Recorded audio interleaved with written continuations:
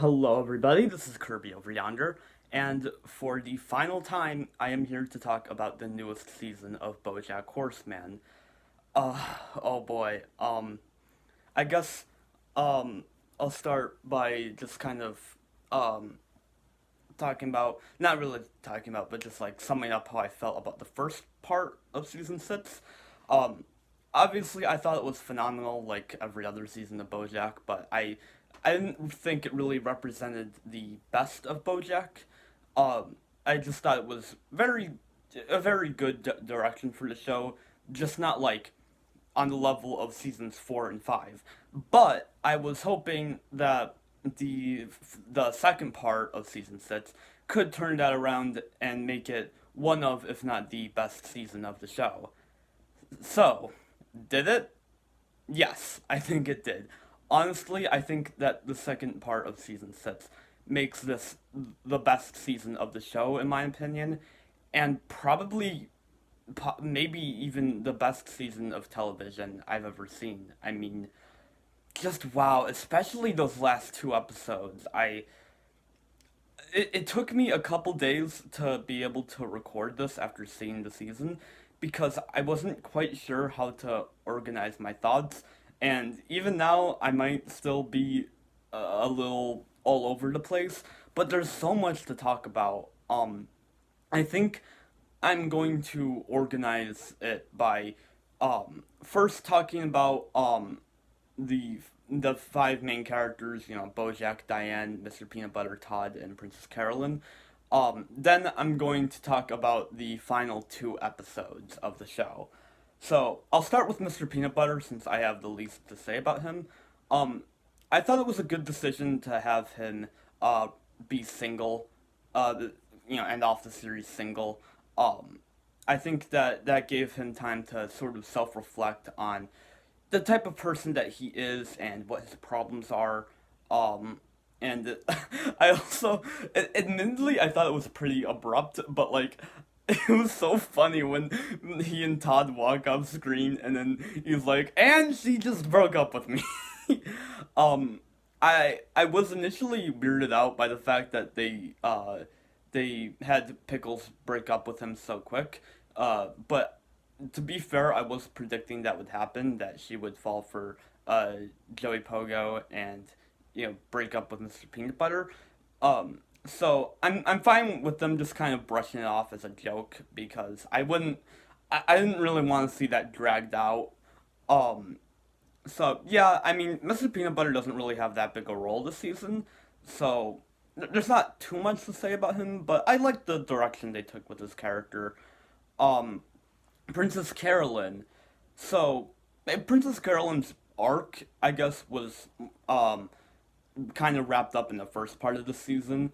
So, again, there's not too much to say, but there's a few things. Initially, I wasn't that big a fan of the idea of her and Judah getting together. I mean, I love Judah, but I thought that they worked better as co-workers. I think what kind of sold it to me though is the fact that Judah was the one to confess to Princess Carolyn that he loves her instead of the other way around. Because I don't know, at first I kind of felt like Judah wouldn't really be able to have a romantic relationship with her. So I guess the fact that he proved to her that he's worthy of being in a relationship with her, that's kind of what sold it to me. I also really like the fact that Princess Carolyn has finally chosen to distance herself from Bojack. Not that she's gonna stay out of Bojack's life entirely, but she does acknowledge that this is sort of an unhealthy relationship for her with Bojack, and that she doesn't. This isn't something she needs to do to herself. Um, so yeah, I like the direction that they took with her character. Um, I thought it was good. Um, Todd, um, I I liked what they did with Todd this season.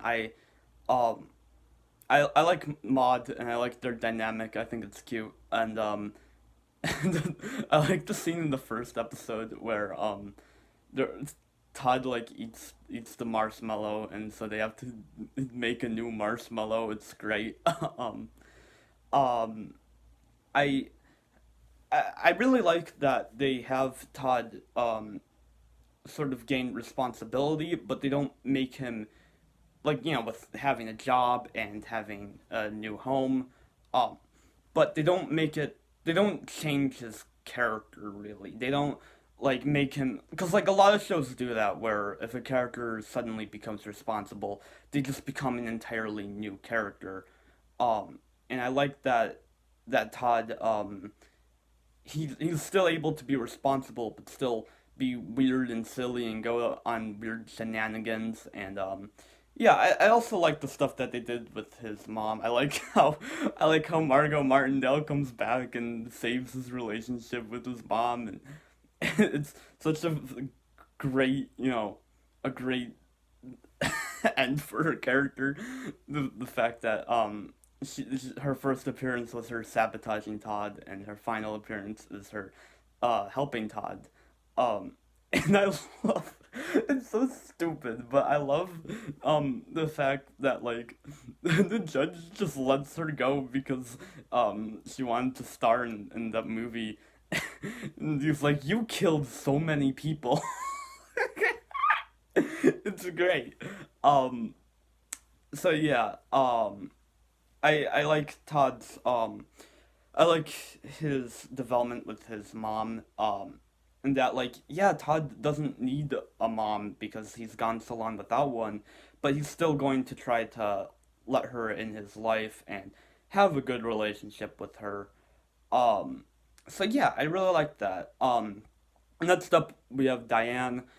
In previous seasons, I've really not been the biggest fan of Diane. I've always thought she was a greatly written character. I think her writing is fantastic. But in terms of her personality, I've never liked her outside of like season one, um, because she's always been a character who looks for the negative in things, and a character who just kind of felt a bit nasty to me in a lot of ways. Um, but I really did like her her growth this season.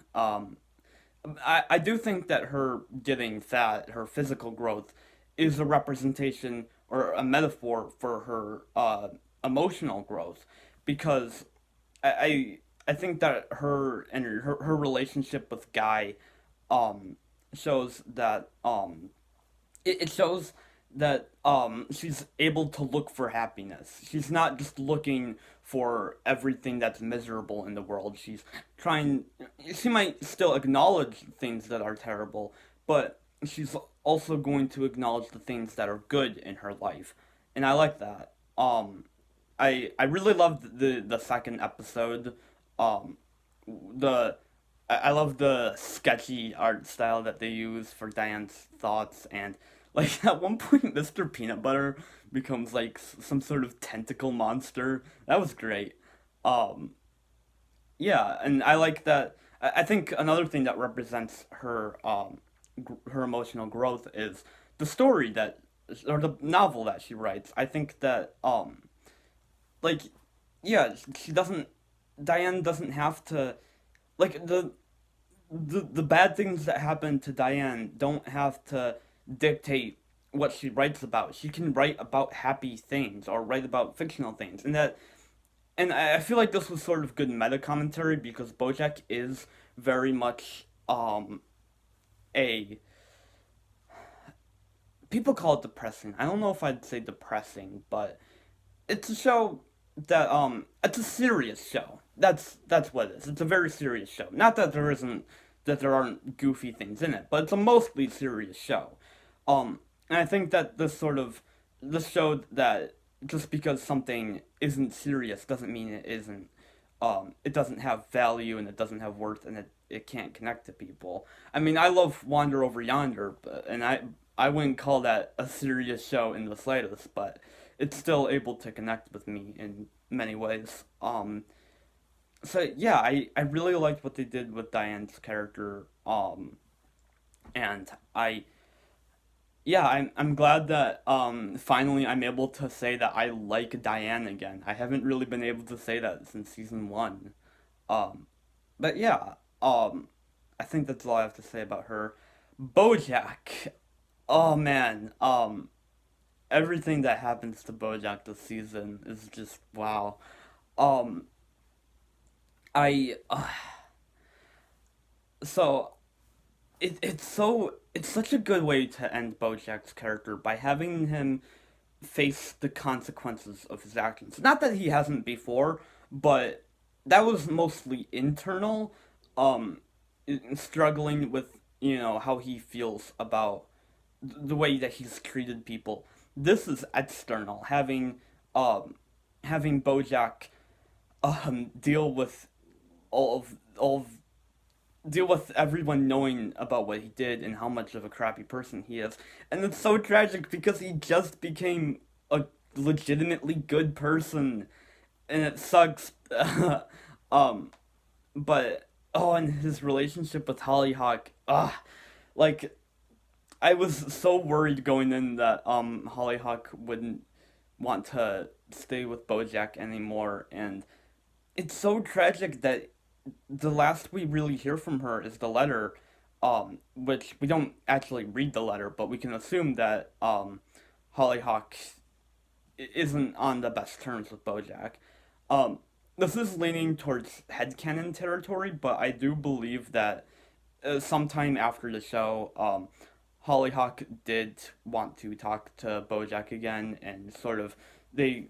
I do believe that eventually they would have rebuilt that that friendship they had. And that for now Hollyhock was just distancing herself from Bojack, but we don't really know for sure. For all we know, they could never talk again, and that's really sad. But that's how it is sometimes. Sometimes they're just people um that we never talk to again. And I don't really blame Hollyhock for wanting to distance herself from Bojack because, like, yeah, um if I heard about all of that someone that I was close with did a bunch of crappy things, I'd want to probably distance myself from them for a while. I think that that reaction is very understandable. Um, and man, the so I was predicting that BoJack was going to get canceled. But just because I predicted that would happen doesn't mean I'm upset that that happened. Um I really like the direction that they went. Having having BoJack really face the consequences of his actions. And okay, I guess all right. Now I'll start talking about the final two episodes. So the first one, or the penultimate episode, is I think it's called "The View from Halfway Down," which is the poem. Um, man, I was so scared that BoJack was going to die in at this episode. Um, cause okay, so after Hollyhock, after he reads the letter, he sort of spirals downwards.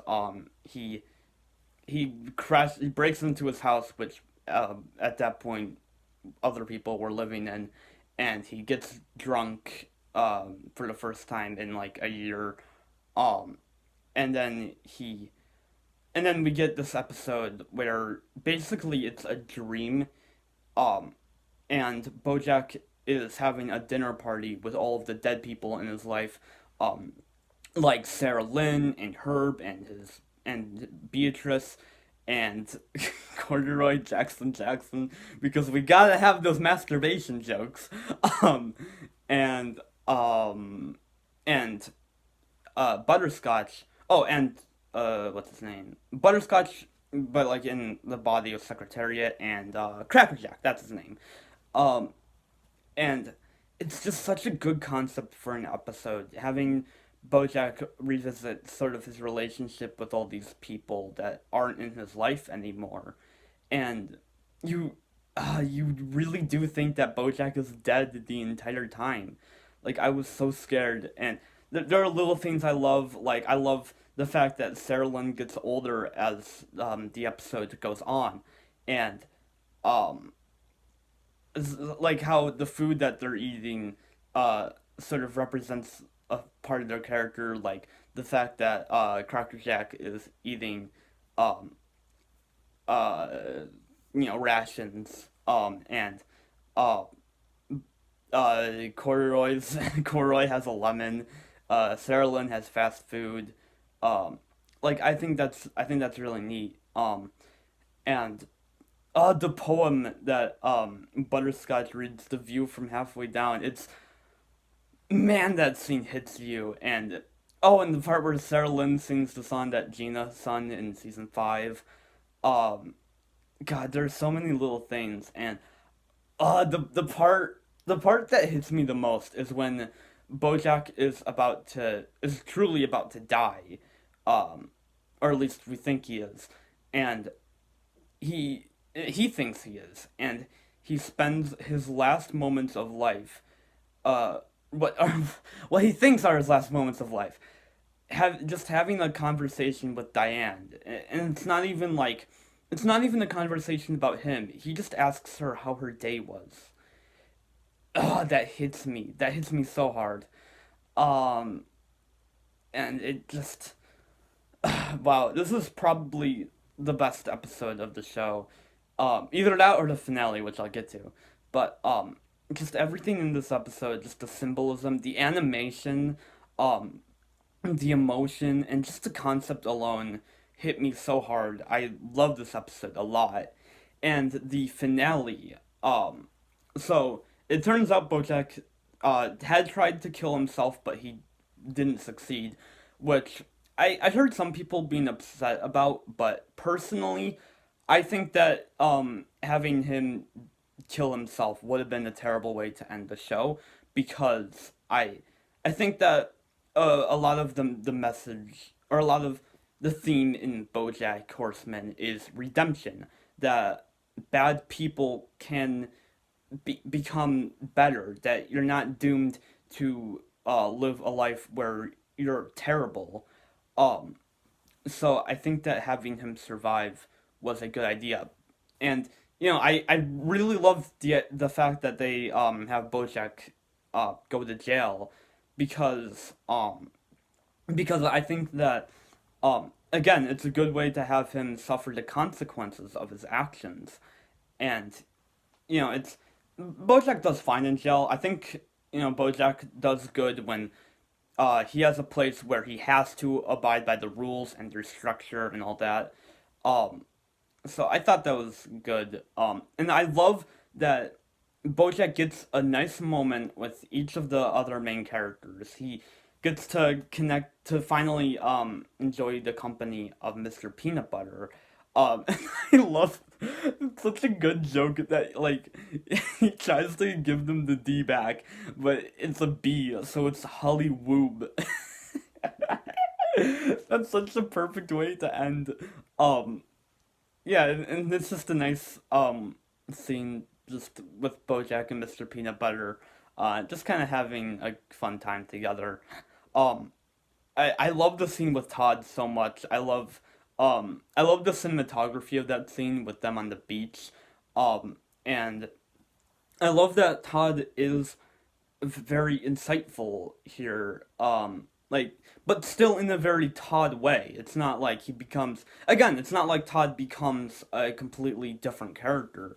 He's still Todd, but he's able to be insightful with the hokey pokey and you turn yourself around metaphor, um, or analogy. I mean, that's that's so perfect for Todd's character, and they do go into some sort of a bit of meta commentary where Todd says, isn't art more so what you get out of it than what's put into it? And then Bojack's like, I don't know if that's really smart or really stupid, and it's like, man, that I feel like that represents the show, that because it is able to blend absurd comedy with serious drama. So I really like that. And yeah, it's just a nice scene with Bojack and Todd together. That there'll still always be sort of awkwardness between Bojack and Todd because of Bojack sleeping with Emily, but I like that they were able to um get some sort of connection. And oh, I forgot to mention, but one thing that really hit me hard, I think it's in like the third, or I guess technically the 11th episode, um where they're writing all of the terrible things that Bojack did to people, and Todd has to go up and write the things that Bojack did to him. Like, it sucks that like Bojack doesn't even remember the stuff that he did to Todd. And it's not even like it's brought up. It's just kind of in the background. Um, so yeah, I really love the scene between Bojack and Todd, and Bojack and Princess Carolyn was a nice moment too. Again, I love the fact that Princess Carolyn um is finally distancing herself from Bojack, and is allowed um to say like I don't want to be in this relationship with you, Bojack, but they're still able to connect with each other. And I like Bojack's sort of hypothetical story about convincing Princess Carolyn to get married to Judah, um, and um, just and I don't know, it's just such a nice scene with them dancing. And yeah, I love that scene a lot. And um, finally, the rooftop scene with Diane. This is easily one of the best moments of the show, in my opinion. First off, I love the fact that it reflects the moment that they have together in the season one finale. Um, it's like almost just a perfect reflection of that. And it's just I feel like this ending scene just represents everything that the show is. It's just kind of Bojack and Diane sharing a moment of contentment with each other. It's not overwhelming happiness or overwhelming sadness. It's melancholy.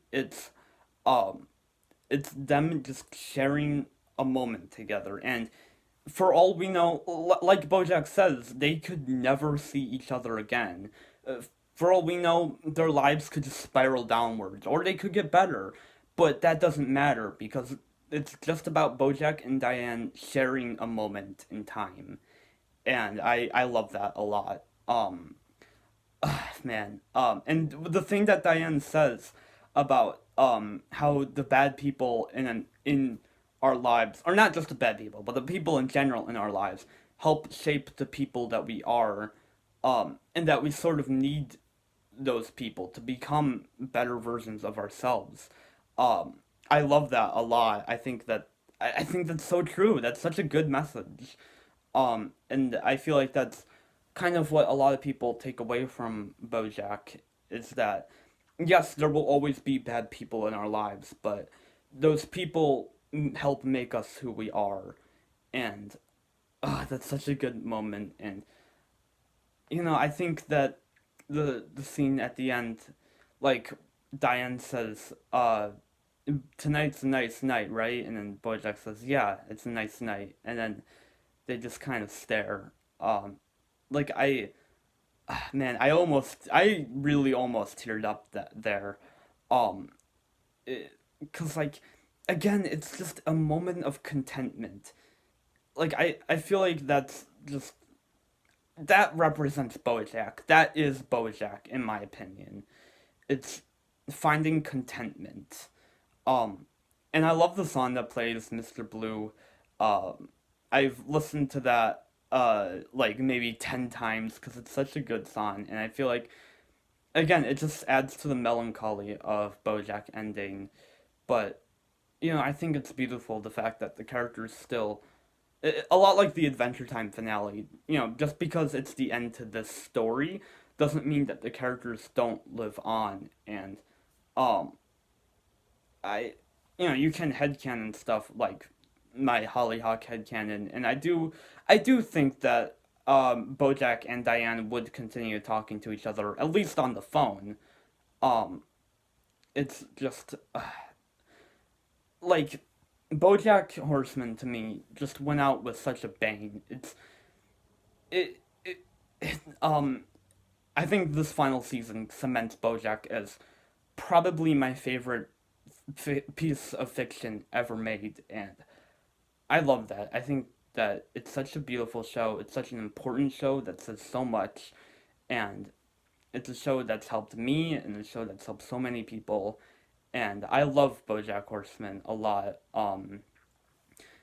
If um, this might not be the last BoJack Horseman video I make. I don't know. It's BoJack is a show that's a little bit harder to talk about because of, just all the serious issues and um. So I but I feel like I might talk about the show more. If you have any suggestions for ideas of like what to talk about with BoJack, I'd love to do that. But maybe I won't. I'll probably talk about the show again at some point in my YouTube career. But anyways, I want to close this out with writing a poem, or not writing, I mean reading a poem that I wrote about BoJack Horseman. It's called A BoJack Poem in Pen, not pencil, 'cause I wrote it in pen. Um, Back in 2017, I watched a very famous TV show. Its name was Bojack, Bojack the Horse. Don't act like you don't know. It seemed strange. How do people like this? And it is strange, but it's brilliant. It was unlike anything else. It was insightful, poignant, inspiring, but it was also absurd, silly, and satirical. It left me laughing, but also reflecting. And as this journey closed, I was scared. I grew attached to these people. I wanted them to be happy. And as I watched the final few moments, I was reminded why I fell in love with the show, why I grew attached to it along with so many others. But it's over now, and I am overwhelmed with melancholy. But it was nice while it lasted. Alright, I'll see you guys next time. Kirby out.